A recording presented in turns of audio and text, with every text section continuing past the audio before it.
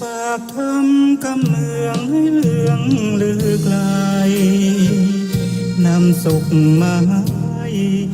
กายใจแจ่มใสชื่นบานทางขึ้นสีขาวเพื่อชาวประชาถึงชายคาบ้านวิทยุมือถือสื่อสารเชื่อมสัญญาณจากวัดสายมูลมรดกทำกำเมืองร้อยเรียงสำเนียงภาษาสืบสานตำนานล้านนาอันทรงคุณค่ามิให้เสื่อมสูญภูมิธรรมเก่าก่อนคติคำสอนอานิสงส์ผลบุญสติปัญญาเพิ่มกราบนอบน้อมแด่พระรัตนตรัยอันมีพระพุทธเจ้าพระธรรมเจ้าพระสังฆเจ้าขอถวายความเคารพแด่พระเถรานุเถระพระสังฆาธิการพระสงฆ์องค์เนนจุโตนจุองค์ขอเจริญพรกับคณะศรัทธาสาธุชนทุกท่านวันนี้กระผมอาตมาภาพพระครูสังวรศิราภิรักษ์เจ้าอาวาสวัดสายมูลตำบลแม่กาอำเภอสันป่าตองจังหวัดเชียงใหม่ก็ได้มาพบปะกับคณะศรัทธาสาธุชนทั้งหลายทุกวันจันทร์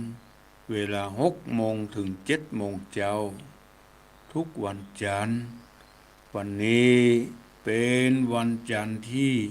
9 มีนาคมพุทธศักราช2569ตรงกับแรม6 ค่ำเดือน6เหนือรายการนี้ชื่อว่ารายการมรดกธรรมกำเมืองเทศนาอยู่ที่วัดทรายมูลตำบลแม่กา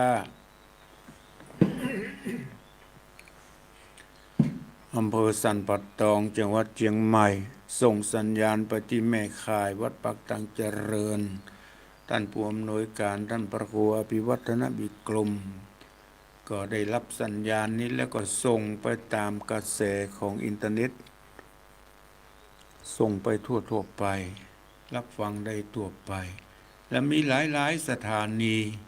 ได้เกาะเกี่ยวเอาสัญญาณนี้ไปออกอากาศคือกระปออกสถาญาติโยมทั้งหลายได้รับฟังทางสถานีวิทยุ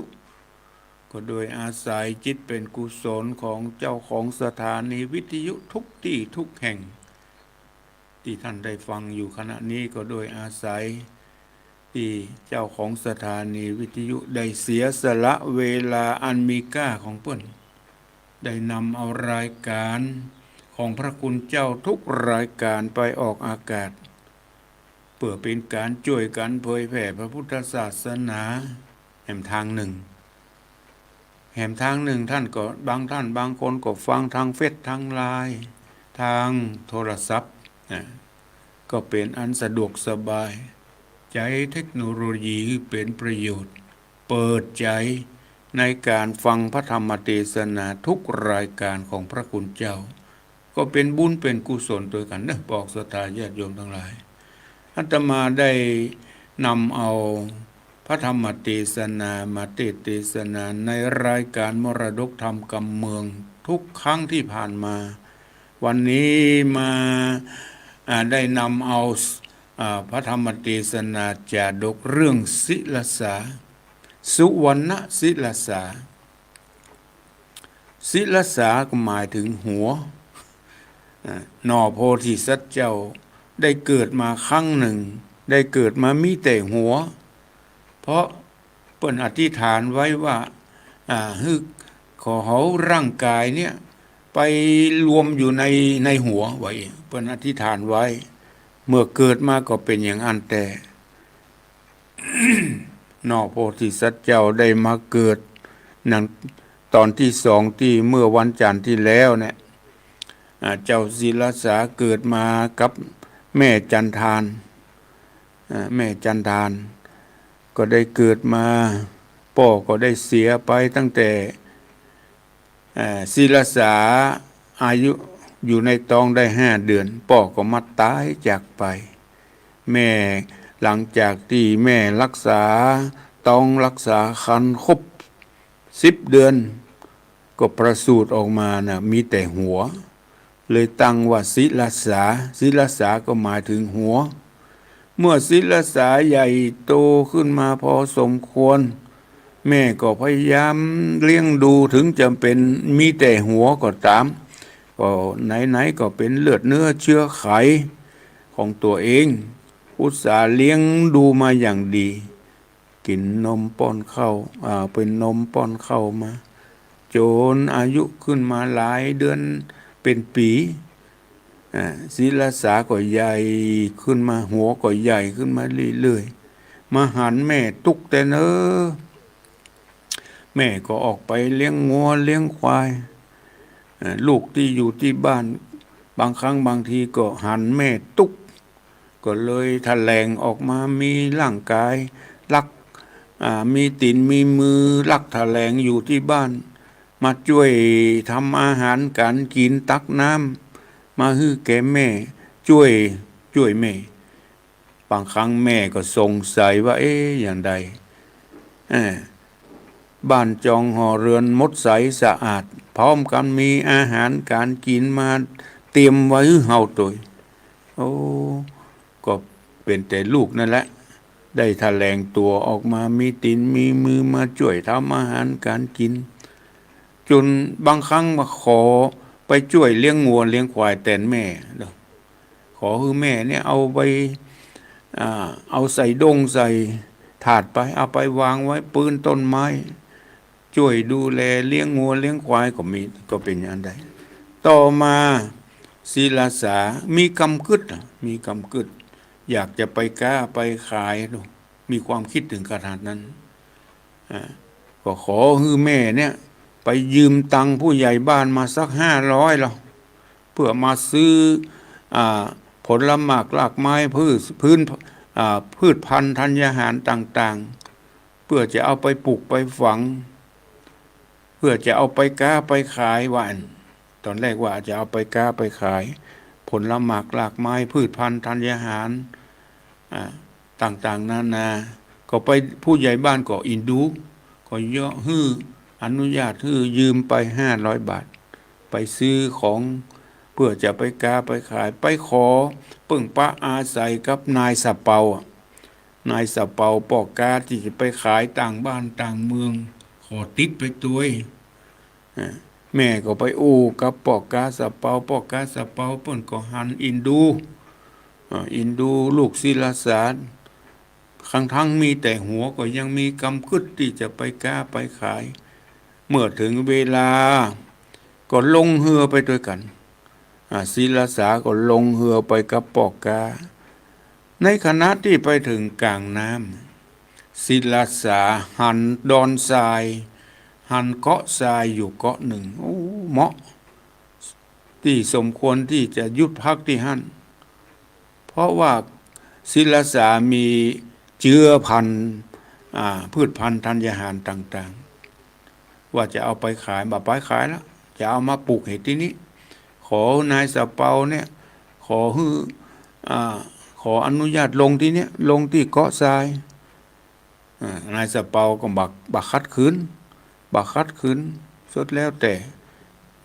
เมื่อถึงเกาะแล้วก็เอาศิลสาลงที่เกาะนายสะเปาก็เดินทางต่อไปส่วนศิลสาเมื่อได้ทีแล้วก็ทะแ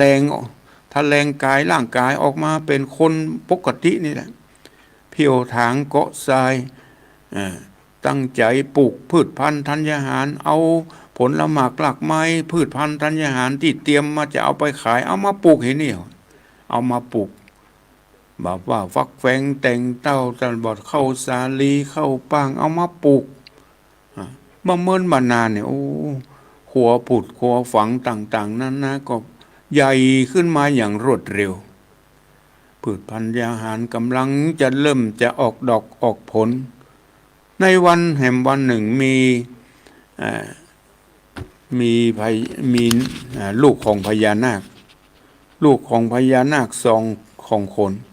งตัวอีกแล้วมาเล่นมาเกยมา อาบน้ำที่เลยก็มาเอาเกาะทรายนะเป็นที่มาเป็นที่อยู่ที่พักของเขาที่มาเล่นน้ำธิดาของพญานาคเล่นน้ำเป็นประจำมาหันพืชพันธุ์ธัญญาหารด้วยความสนุกสนานด้วยความคึกคะนองของ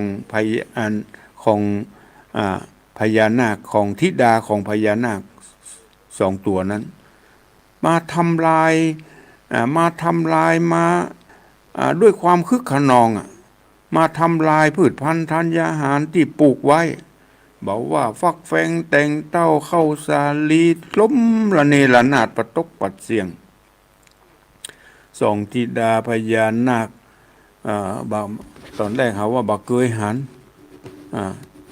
ทีนี้มาหันแล้วก็ด้วยความคึกขนองดังกล่าวก็ทำให้พืชพันธุ์ธัญญาหารของเจ้าศิลาสานั่นน่ะล้มระเนระนาดก็มามาจ๋าว่าเยี่ยงใดมาทำให้ของข้าพระเจ้าเนี่ยได้เสียหายประตกปัดเสียงมาได้เนอะเจ้าจะต้องมาชดใช้ให้แก่ข้าธิดาพญานาคปิกไปยังเมืองบาดาลไปเล่าให้แก่พ่อแม่ของตนเองพ่อแม่ของตนบ่ได้เนอะถูกเขาไปทำบาปทำกรรมไปทำบดีบดักจะเป็นบาปเป็นกรรมเนอะสู่ทั้งสองจะต้องเอาเงินเอาทองไปชดใช้ให้เพิ่นเนอะที่สู่เอาไปทำลายฮื้อเข้าของเปิ้นเสียหายอย่างสองนาคีได้ปิกไปไปยังพ่อแม่ก็บ่สบายใจบอกคือลูกทั้งสองนำเอาเข้าของเงินทองมีเงินถึง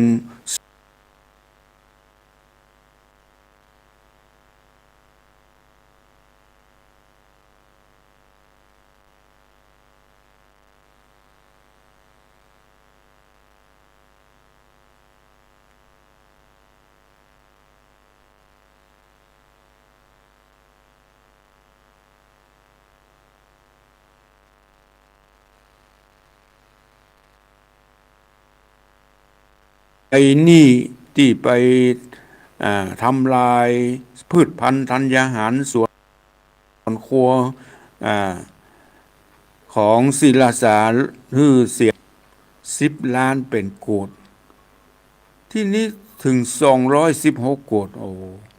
เจ้าศิลาสาจะได้ดิบได้ดีพร้อมด้วยแก้ว7 ประการแก้ว7 ประการแก้วเป็นกินมิตรเพชรนินจินดามรกตแก้วแก้วมันนี่แหละ7 ประการจะได้สิ่งเหล่านี้ปิกไปบ้านไปจอง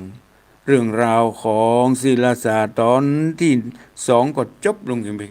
เพียงแค่นี้บอกศรัทธาญาติโยมทั้งหลายวันนี้เอามาสดับรับฟังพระธรรมเทศนาเรื่องสุวรรณศิลาสาตอนที่3เป็นลำดับต่อไปนะโมตัสสะภะคะวะโตอะระหะโตสัมมาสัมพุทธัสสะอสนทิตติยะธรรมเทศนาสุวรรณศิลาสาฟังราตันตั้งหลายตั้งหญิงใจหนุ่มเทาได้ฟังข้าวทำผัดเจ้าผูกทวน2จบไปแล้วฮือมีใจผ่องแผ้วชื่นจมบานบัดนี้มาถึงผูกทวน3แถมเราเจิญศรัทธาหนุ่มเท่าจุงตั้งใจ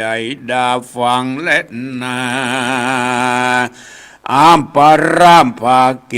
เสียงจิรการนานบ่อน้อยนายสะเป่า500ถึงสุวรรณประเทศเดินเดชคงคาเขากดจอดนาวาน้อยใหญ่ ริมตีใกล้ฝั่งสาทรคนเดินจอนสอดลาซื้อสินค้าติในเรือเมืองใต้เมืองเหนือทั้งบ้านนอกและบ้านในเวียงเขาส่งเสียงมีกองเสียงเป่าร้องเดือดเนืองนันยามตะวันแดดกาซื้อสินค้าหมู่นายเรือคนนายเหลือมากลำตีมตาน้ำหยาดยังยายพ่องก็มาขายพ่องก็ซื้อสินค้าตั้งผืนแผ่นผ้านุ่งหัวใบของเมืองไทยต่างประเทศสุวรรณเขตเมืองศูนย์กลางสินค้าวางเป็นทอยคนบ่อน้อยตัวแดนดินมีตั้งของกินของใจหาเลือกได้จุอ่านเสียงเนืองนั้นมึงมีเพราะเป็นตีจุมนุมชน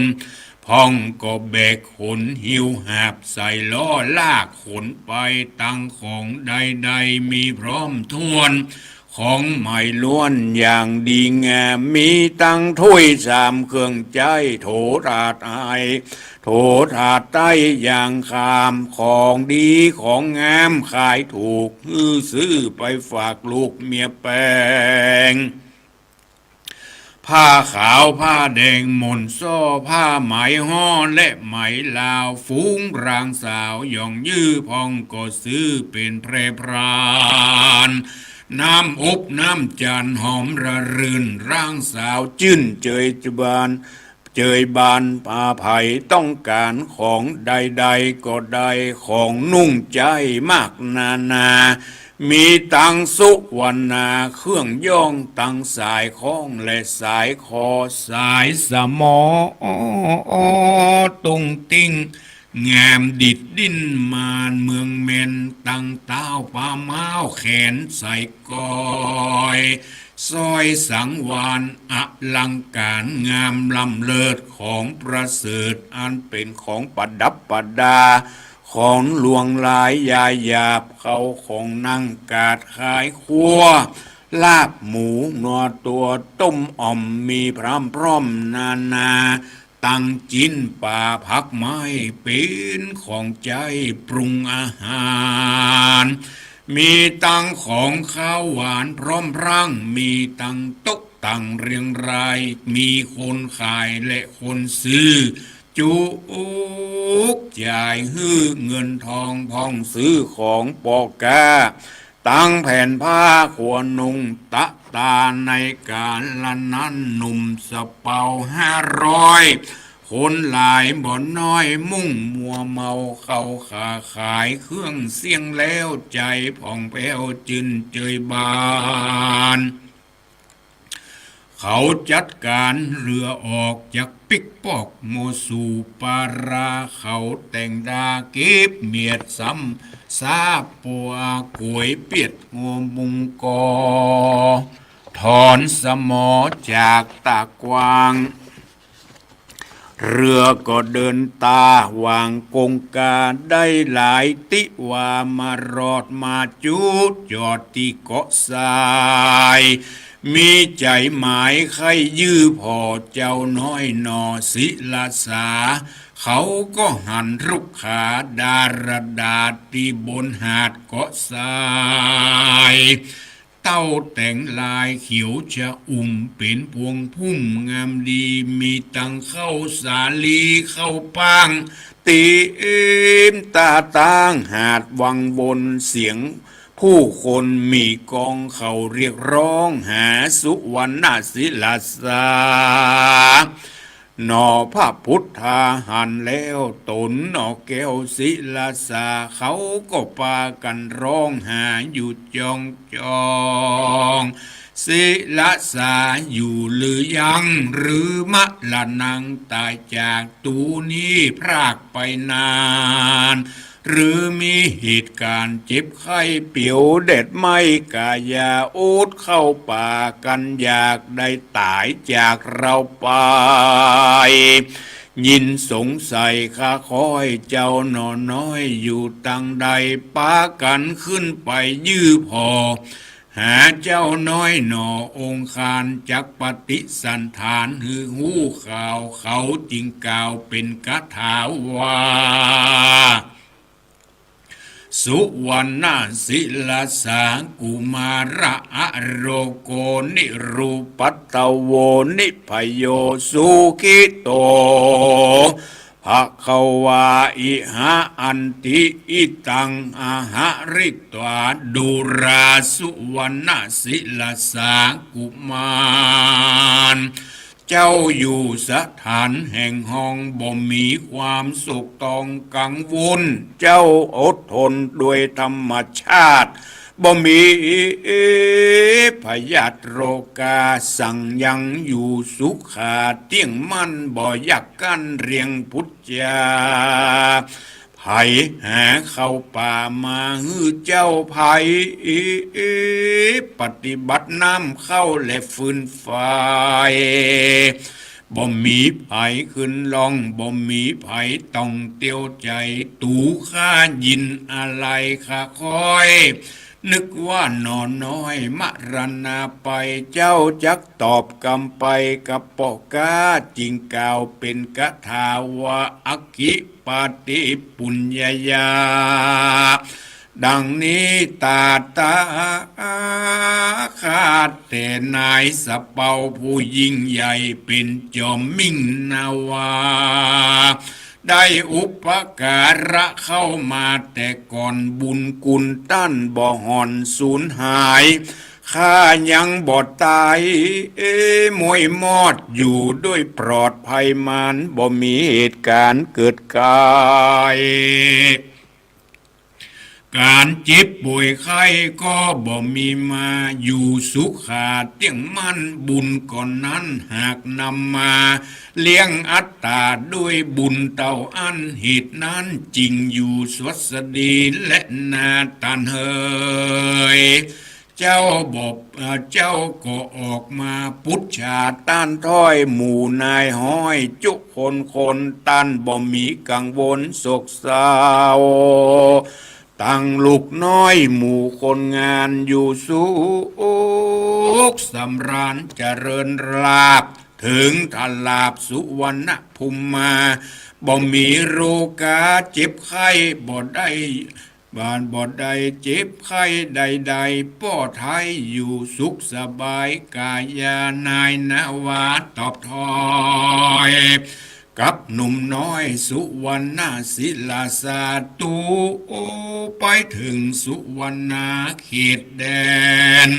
ต่างประเทศเมืองไก่บ่มีโพภัยสักเตื้อบ่มีเรื่องอันตรายสุขสบายยิ่งล้ำขายครัวจนพอเสียงซ้ำจริงกลับมาเพราะอะไรศิลสารนอนน้อยกลัวเจ้าต่ำก้อยอยู่เกาะทรายบุญเจ้ามีหลายบ่ตายป่ได้หันนาแก้วกำพร้าจุงเจริญไว้ตึกนาบัดนี้หมู่ตูข้าตั้งหลายกลับมาสู่เมืองเราคนหรือข้ามาขอบอกก็มี500หมู่นาวาเขาติดตามเรามาจุโพเขาอู้ฟู่เดือดนั้นเขาได้รับรางวัลค่าจ้างบอบมาพ่องอ้างเรื่องเงินทองพ่องจักซื้อของไปต้อนฝากกู้ซ้อนและเมียแปลงพ่องจักซื้อเนื้อไปแก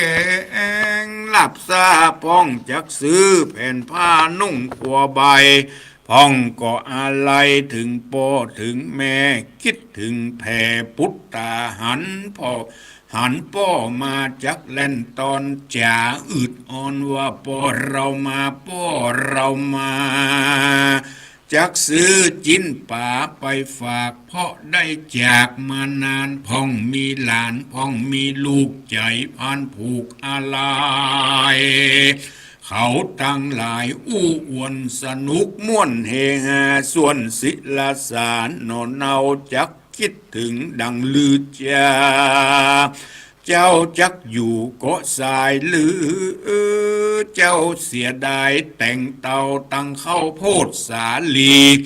กำลังเป็นปีเป็นดอกพออาเผาพกอาออกงามดีเจ้าจักหนีลาจากละเกาะนี้แหกมองได้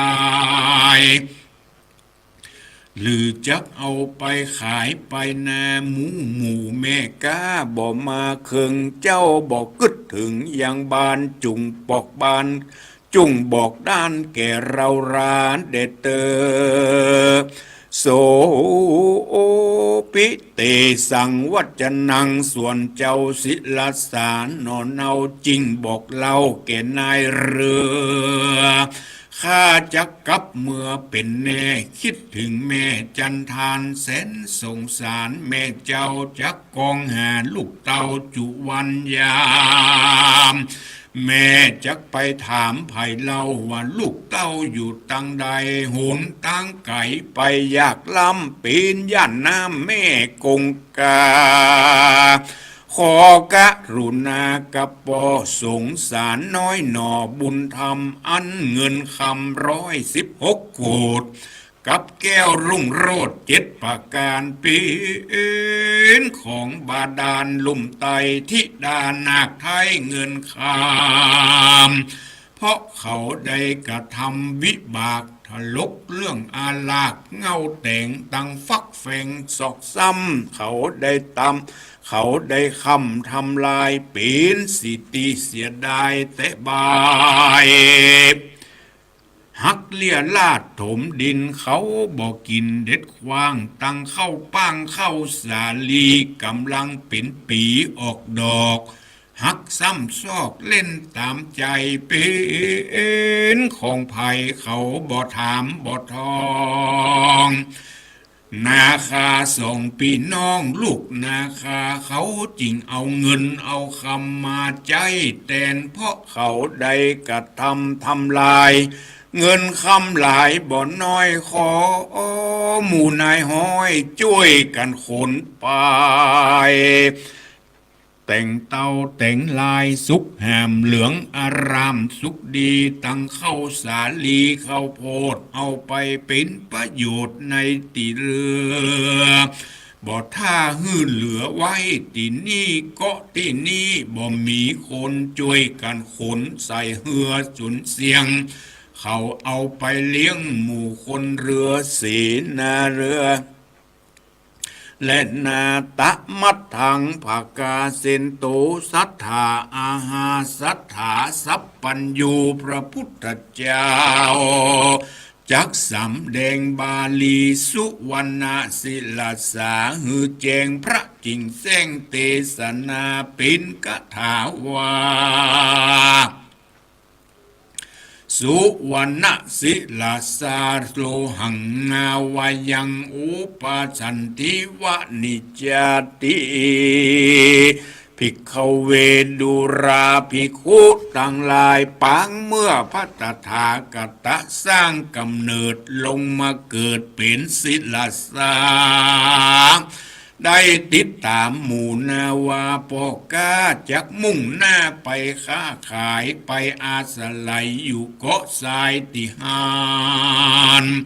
อยู่เกาะที่นั่นปั้มเป่งธรรมก็มีหันและนาอะทาหังที่นี่จักจะถึงนายสะเปา500เพื่อป่าเจ้าหนุ่มน้อยศิลาสามาถึงยังปาราตะกวางเขาพักผ่อนคลายข้างเอาแรงตายามตาวันแดงไกลคำเจ้าจิงพร่ำเจียนจากับนายสะเปานาวาผู้เท่าว่าขอไปบอกแม่เจ้ากงกาอาแม่อันเป็นมารดาวาศิลาสามารถแล้วขอแม่แก้วจุงมารับเด็ดเตอส่วนว่าปกาเสนาคนงานต่างก็ล้นลานอึ่งมีเพราะมาถึงตีจอดนาวามีสู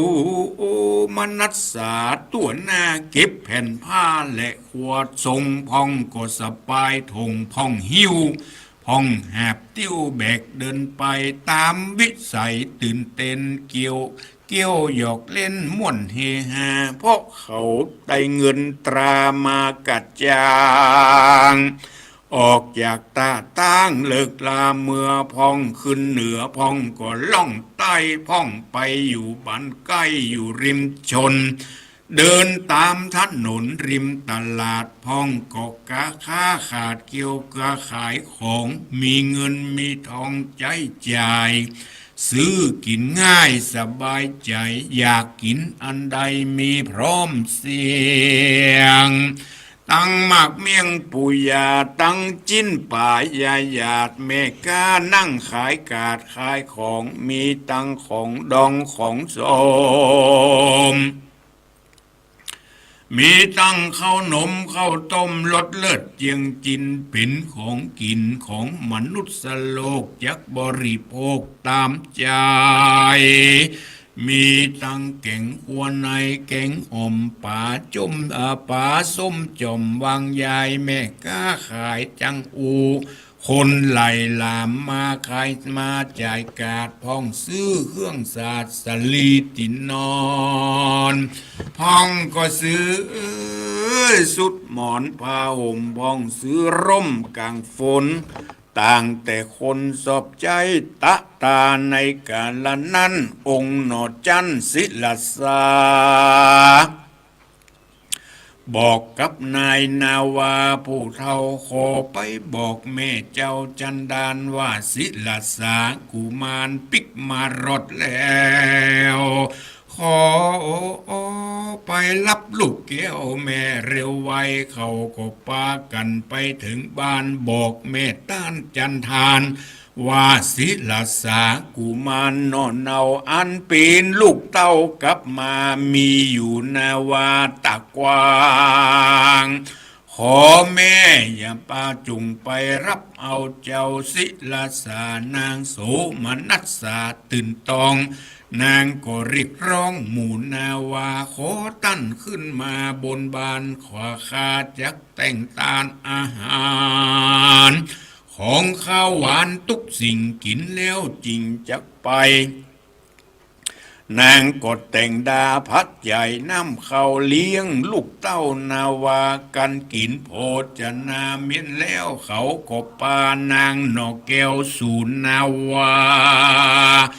นางหันศิลาสาลูกเต้านางก็อุ้มลูกเต้าจูบจมเจยนางสุดดมศีรษะนอดไทยแล้วก็ร้องไห้รำพันว่าจอมควันเฮ้ยลูกแก้วแม่หันหน้าเจ้าแล้วแม่ใจดีแม่นี้บ่มีความโศกเศร้าพอลูกเต้าแม่กลับมาแม่กองหาตุกคำเจ้าจุนบอกกินข้าวน้ำพุ่นจาแม่ใจดีมาจื่นยาวเหมือนเอาหมักเป้าออกจากหัวอกความวิตกโศกเศร้าความตุกแม่เจ้าเหือดหายไปนางก็อุ้มเอาศีรษะสายใจศิลาสานนอนเนาเดินต้องเต่าปิกขึ้นสู่นาวาก็ไม่หันเลยนาตะตาในกาลนั้นนายสะเปาผู้ใหญ่จริงสั่งให้หมู่คนงานจัดการเร่งรีบผลเอาหีบเงินทองกับตังแก้วเวน216 โกฏแก้ววิโรธจิตประการไปส่งฮือกุมารนอนเนากับถงห่อเขาติดเดินตีติดมากับตังถงป่า500 บาทอย่าให้ได้ขาดสูญหายคนตั้งหลายพร้อมพรั่งทำตามคำสั่งของนายสะเปาเรือบ่เศษบ่เหลือบ่ข้างหมู่ลูกกาจ้างแบกขนไปก็ไม่หันและนาตามมาทางพระกเสนโตศรัทธาอาญาศรัทธาสัพพัญญูพระพุทธเจ้า จักสำแดงอัฏฐบาลีมาแจ้งพระจริงแสงเทศนาเป็นกถาวาสุวรรณาศิลโสจาติอัฏฐวัสโสปริวัติกัปโปเตสังสาปานาตัสสมิงส่วนนางจันทาเมื่อกุมารมาถึงเลือนแล้วจริงอาบน้ำฮื้อลูกแก้วศิลสาฮื้อกินยังโพจนาเข้าน้ำแล้วปานอนเน่าแม่ไปนอนนางก็มาจากำวอนถามลูกเต้าโดยอธิษฐานปาลมีเตียงมันปรากฏต่อปีหน่วยลูกยายญาติจังเข้าปั้งเข้าสาลีกายีมักก่อหักโหนโดยปักทาหล่นปานโดยวิบากกรรมเขาได้ยินดังอันสองนางก่อนนั้นก็อาภัยบ่รังเกียจเขาเอาเงินเอาของมาแลกที่เขาได้ทำลายเงินคำตั้งหลายมาเป็นของลูกศิลสาเพื่อใจเตนจักไปบอกเก็มมารดาในรัตติยาคืนนั้นสองเจ้งจันก็หลับนอนไปในคืนนั้นแหละนาสุวรรณศิลสาจาตกานิติตังกิยาอันวิเศษจาห้องเหตุสุวรรณศิลสาผูกทวนสามก็บังคมสมเร็จสดีปฐมเทศนาเรื่องสุวรรณศิลสาผูกทวนสามที่อาตมาได้ติดเทศนาไปในทำนองแบบปืนเมืองเหนือก็จบลงเพียงแค่นี้ที่ติดลงไปในทำนองแบบพื้นเมืองเหนือที่ติดจบลงไปก็เพราะจะสรุปใจความโดยย่อๆคือกระปอกสตาญาติโยมทั้งหลายได้รับฟังโดยเพื่อจะได้เข้าใจในเนื้อหาสาระหลังจากที่ปอกกาสะเปาเอาศิลสาลงที่ต้าดอนทรายเจ้าศิลสาก็รีบปลุกพืชพันธุ์ธัญญาหารต่างๆนานาบนเกาะนาวามักปูนส่วนปอกกาทั้งหลายก็เดินทางต่อไปได้หลายเดือนศิลสาก็ปลูกฝังอันได้ผลละหมากหลากไม้กำลังจะออกดอกออกผลที่สอง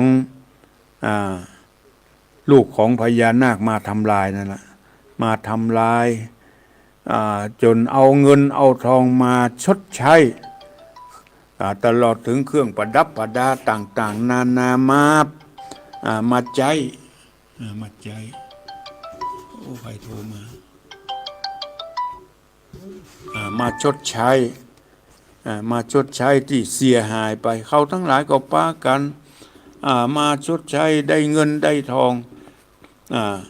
เป็นอันนักหนาป่าปานทีนี้เมื่อนายปอกกาสะเปาทั้งหลายทั้งปวงได้ขายของเป็นที่เรียบร้อยแล้ว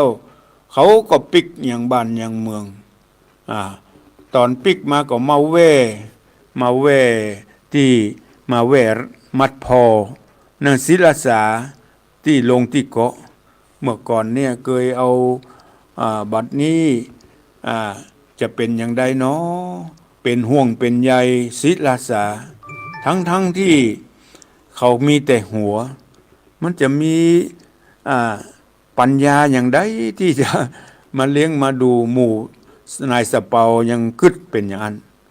หมู่นายสะเปาทั้งหลายจาว่าศิลเป็นห่วงศิลศาสตร์เนอก็เลยผ่านมาก็เลยมาหมู่สะเปา500ก็ได้มาหันที่เกาะทรายมีผลหมากลากไม้เข้าสาลีกำลังออกดอกออกผลก็น่าเป็นที่น่าอัศจรรย์เมื่อเข้าแล้วเฮามาแว่นี่มันบัดใจมีอย่างนั้นมีเกาะจุนรุ่นก็เมื่อไปถามห้องหาเจ้าศิลสา ด้วยความเป็นห่วงเจ้าศิลาสาก็เล่าเหตุการณ์ให้ฟังเป็นอย่างว่าเฮาได้ปลูกได้ฝังของนี่ไว้เอากำลังได้ดอกได้ผลเขาทั้งหลายก็มาทำลายด้วยความคึกขนองลูกพญานาคทั้งสองมีความสำนึกในบาปกรรมที่เขาได้ทำไว้พ่อแม่เขาก็บ่ค่อยสบายใจเขาก็เลยปาให้ลูกทั้งสองนำเอาเงินเอาทองถึง216 โกฏมาใจนี่พร้อมด้วยแก้ว7 ประการมาชดใช้คือแก่เจ้าศิลาสาหมู่นายสะเปาเขาก็ดีอกดีใจดีอกดีใจที่ศิลาสานึกว่าจะได้รับความลำบากทำได้ดีกว่าเฮาไปกล้าไปขายสิด้วยซ้ำไปนะเจ้าศิลาสาก็บอกคือแก่นาคาทั้งสองก็ดีละสู่เจ้าทั้งหลายมีความสำนึกในการที่กระทำบาปทำกรรมคือแก่ข้าทั้งที่ข้าก็บ่ค่อยสมบูรณ์นี่แหละเจ้าศิลาสาเล่าคือแก่สองนาคาให้ฟังเมื่อถึงบ้านถึงเมื่อหลังจากนั้นก็ได้ปิกบ้านปิกเมืองเจ้าศิลาสาก็บอกคือแก่หมู่นาคาทั้งหลายหมู่นายสะเปาทั้งหลายการที่ทำลายที่เอาเข้าของเงินทองของคนอื่นไปกินไปใช้จะต้องใช้จะต้องชดใช้ถ้าบ่ชดใช้นั่นบ่เอาไปใช้ไปแทนนั้นมันจะเป็นบาปเป็นกรรมการลืมบุญคุณของคนนั้นเป็นบาปเป็นกรรมอันใหญ่อันหลวงเมื่อไปถึงบ้านถึงจอง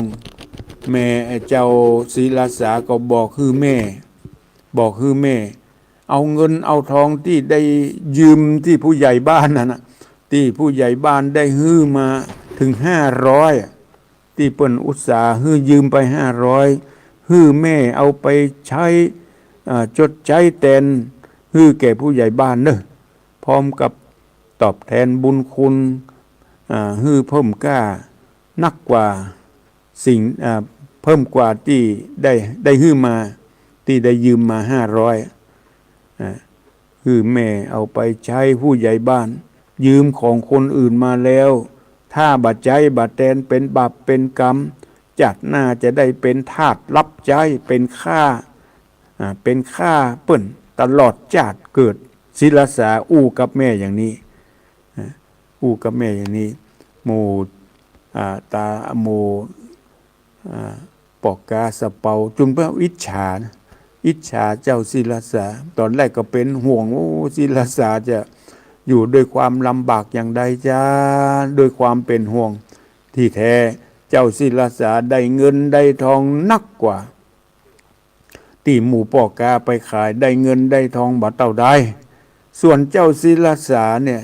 เอามาไว้ที่เกาะนี่ได้เงินได้ทองนักหนาป่าป่านจนปอกกาสะเปา500 คนช่วยกันแบกเอาไปส่งฮื้อแก่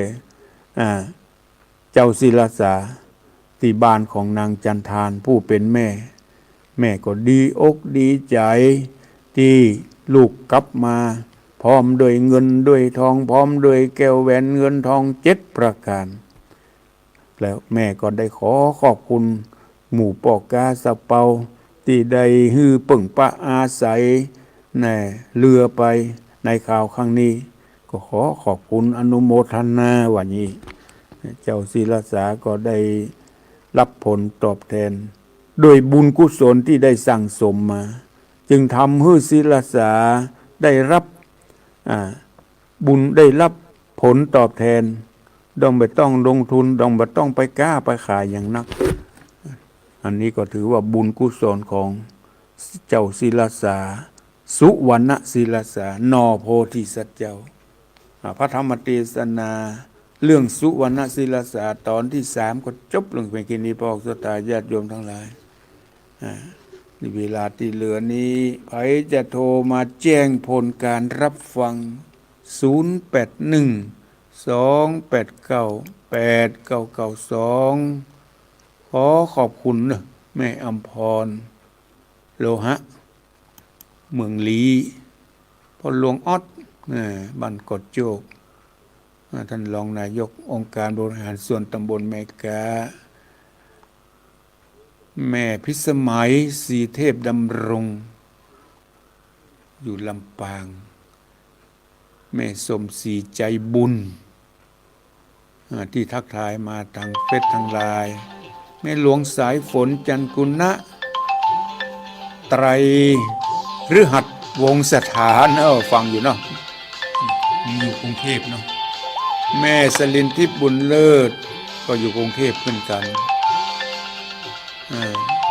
สมพรรัตนาชิดชบาขอบคุณที่ทักทายมาทางเฟซทางไลน์เจริญปอนเจ้ากับไว้สาเด้อเจ้าท่านพระครูแม่สุเกี้ยวบ้านศิลาพรสิทธิบ้านห้องหลับปุ่นเด้อโอ้ประเดี๋ยวนี้สุรศักดิ์ปิกมาบ้านมาจองแล้วเนาะก็หอบข้าวของเงินทองมาโอ้คือแม่โอ้เนี้ยเป็นบุญเป็นกุศลนะเจ้าบุญแตะเลยตะก่อนเพื่อนกะตังเหือเนาะเป็นเครือข่ายตังเหือมันมามีรถมามีแรงสั่งเจ้าตะก่อนนะเจ้าเจ้าขึ้น98.75ว่าโรยต้องซักชัดเจนดีนะเจ้าท่านพระครูเจ้าบุญรักษาเจ้ากลับไว้สาเด้อท่านเจริญปอนโอ้เสียงลุกไปเจริญปอนกลับไว้สาเจ้าตุลุงโอ้แม่ยังก็แม่สีทอนเจ้าแม่สีทอนเปรมจิตบ้านแม่ของฟังชัดเจนดีเนาะที่แม่ของเนาะเจ้าชัดเจนดีเจ้าตุลุงเป็นดินเห็นแล้วนะดีละขอบคุณมากๆเนอะแม่สีทอนเปรมจิตบ้านแม่ของเจ้าไว้สาเจ้ารักษาเจริญปอนเจริญปอนเราไว้สาเจ้าท่านพระครูโทรมาจากไหนแม่คำนวณเจซ้อนเจ้าแม่คำนวณเจซ้อนลำปางฟังชัดเจนนี่เนาะเจ้าชัดเจนดีเจ้าแดนดินถิ่นล้านนาเจ้าแดนดินถิ่นล้านนาบ้านลงโบนน้ำบ่อหลวงข้ามไปเมืองปานปุ่นชัดเจนดีเจ้าชัดเจนดีบุญรักษาโชคดีได้ฟังเจ้าเจริญปอนขอบคุณเนอะแม่เนอะเจ้ากับไอ้สาเจ้ารักษาเจริญปอน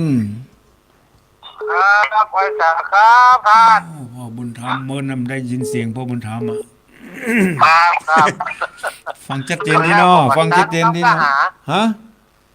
แล้วก็ถ่ายบัตรจันเขาแม่มาเท่าแล้วนี่มันได้เสียงพ่อบุญธรรมเลยครับแต่ฟังทุกข้างเอาบางข้างก็บัตรจันเขานะครับแน่นอนนะที่เวียงปะเป้าสบายดีเนาะสบายดีเวียงปะเป้าฟังชัดเจนดีเนาะครับชัดเจนดีครับโอ้บุญรักษาเนอะพอบุญธรรมเนอะครับผมไว้สาครับบุญรักษาเจริญปอนไว้สาเจ้าทานพระครูแม่บุญลอยบ้านแม่บุญลอยอยู่นี่นะอยู่ที่ไหนก็บ้านชบก็ตำบลตะก้ออำเภอแม่สวยเจ้าแม่สวยก็ฟังชัดเจนดีเนาะชัดเจนเจ้าฟังทุกวันเจ้าฟังทุกรายการของพระคุณเจ้าเนอะเป็นยาเป็นโอสถเป็นยาอันวิเศษมีอายุมั่นคงยืนใจจุ่มใจบานได้ฟังธรรมแล้วเนาะได้ฟังธรรมบรรยายพ่องได้ฟังธรรมเมืองพ่องเปลี่ยนบรรยากาศกันหลายอย่างโอ้สบกสบายสุขสบายเนอะบุญรักษาเจริญปอนไหลจ้าสาธุเจ้าในทางนี้เลยโอ้วันนี้อย่างมาจ้านะ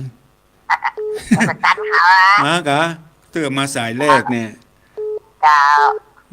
อยู่ที่ไหนก็อยู่ที่ไหนก็บอกคุณเพื่อนบอกคุณFCบอกคุณFCทั้งหลายได้ฟังตัวในเรือนเซนโตวังเหนือลำปางเจ้าในเรือนเซนโตวังเหนือลำปางFCฟังเป็นประจำเนาะเห็นเลยเนอะโอ้ขอบคุณเนอะแม่เ เจ้า เรื่อง พระ สัน เส ต ด็ อ จเจ้านะเจ้า บุญรักษา เจริญปน เจ้าราชการเจ้าราชการ โทรมาจากไหนแจ้งตัว ลำปางเจ้า มาจากแม่บัวเจอมาจากลำปาง ที่ลำปางฟังชัดเจนเนาะ เจนเลยเจ้า บุญ วั รั ด ก บร ษาร พุธเนาะ โอ้บรรพตสถิต สถานีใหม่เพิ่นจะทำบุญเดือนหน้านี่ก็จะได้ฮะเนี่ยเดือนเมษายนก็ จะได้ไปร่วมทำบุญกับเพิ่นเด้อ เจ้าพระอาจารย์สบายดีเจ้า พอช่วงนี้ก็สบายดี บุญรักษาอยู่ดีมีสุข ใส่ผ้ามามาดู อ้อวันนี้วันที่9เมื่อวานนี้ได้มีโอกาสไปแจกของไปแจกของที่บ้านยังจำได้ที่ชัยประการหมู่บ้านเปิ้นถือศาสนาพุทธสัจจะศาสนาพุทธลัทธิสัจจะเปิ้นว่าสัจจะเป็นลักเป็นอะไรเจริญปน ไม่ตาเจ้า โทรมาจากไหน แม่น้อยตาโทกเจ้า แม่น้อยตาโทกลำปางเนาะ ลำปางเจ้า ที่ลำปางฟังชัดเจนเนาะ เจ้าแต่นี้ไม่เปิ้นค่ะ ยังก็ ตอนนี้มา สถานีใหม่สถานีเปิ้นย้ายไปใหม่ เจ้า วัดบรรพตสถิต เจ้า เปิ้นจะทำบุญไปร่วมเปิ้นเด้อ ก็ว่าเนาะมีหมูก็จะไปเจ้าบอกมีหมูก็ไม่ได้ไปอ่ะ อย่าได้ช่วยค่าน้ำค่าไฟเปิ้นพ้องเด้อ เจ้า เมื่อนั้นนะไม่ได้โทรหาท่าน ก็แต่ก็บ่ได้ยินน่ะแม่น้อยหายไปมื้อน่ะ มันมาตันเปิ่นโลด พยายามกดไปเลยเด้อ เจ้า ขอบคุณแม่น้อย ไม่ เด้อ เป็นเจ้าไม่เป็นกำลังใจเนอะ บุญรักษาอยู่ดีมีสุข เจ้า เจริญปน เจ้าเวลาเจ้าทางวังตู โทรมาจากไหน นาทีสมัยเจ้า แม่พิสมัยเมื่อกี้ทักมากำนอ เจ้า ทักมาทางเฟซฟังชัดเจนดีเนาะ ชัดเจนเจ้า แม่พิส วั มั น ย วันพุธเจ้าชัดเจนเจ้า อยู่นางแลลำปางเนาะ เจ้า บุญ เว รัก ลา ษา เจ้า อ สา ยู่ดี ธุ มี เจ้า สุขเจริญปน เจ้าไม่แสเจ้าท่านพระครู ลุงสายฝนชัดเจนดีเนาะวัน เจ้า นี้ ชัดเจนดีเจ้า วันนี้มาคัดข้องดังใดได้ เจ้า อืม ชัดเจนดี วันนี้อากาศดีวันนี้อากาศดี เจ้า มันจะมีเป็นช่วงเป็นวันเนาะ มันเป็นวัน เจ้า วันนี้อากาศดี ขอบคุณแม่หลวงเด้อ เจ้ากำลังใจท่านพระครูนะเจ้าข้าพเจ้าเจ้า วันนี้เดินทางไปกับญาติโยม